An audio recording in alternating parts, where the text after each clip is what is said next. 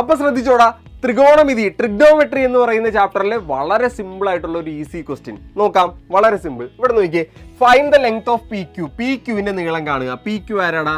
ഇവനല്ലേ. എടാ, ഈ P Q എന്ന് പറയുന്നത് വൃത്തത്തിന്റെ ആരാണ്? ഒരു കോഡാണ്, ഞാനാണ് അല്ലേ? അപ്പൊ ഈ കോഡിന്റെ ലെങ്ത് അല്ലെങ്കിൽ ഞാനിന്റെ നീളം കണ്ടുപിടിക്കാൻ ഒരു ഇക്വേഷൻ ഉണ്ടായിരുന്നു, മറന്നുപോയോ? എന്തായിരുന്നു? 2r sin c/2 എന്ന് പറയുന്ന ഒരു സാധനം. മറന്നു പോകരുത്, വളരെ ഇമ്പോർട്ടന്റ്. ഞാനിന്റെ നീളം, കോഡിന്റെ നീളത്തിന്റെ ഇക്വേഷൻ എന്താണ്? 2r sin c/2. കേട്ടല്ലോ? അപ്പൊ ഓക്കെ, ഇവിടെ വന്നിട്ടുള്ള ഓരോ സാധനങ്ങളും നോക്കണം. നമുക്ക് r എന്താണെന്ന് അറിയണം. r എന്ന് പറഞ്ഞാൽ എന്താണ്? സർക്കിളിന്റെ, വൃത്തത്തിന്റെ റേഡിയസ് അല്ലെങ്കിൽ ആരം. ഇവിടെ നോക്ക്, ഇതല്ലേടാ റേഡിയസ്, ഇതല്ലേ ആരം. അതെത്രയാണ്? 4 ആണെന്ന് തന്നിട്ടുണ്ട്, അതങ്ങോട്ട് എഴുതി. ഇനി സി എന്ന് പറഞ്ഞാൽ എന്താണ്?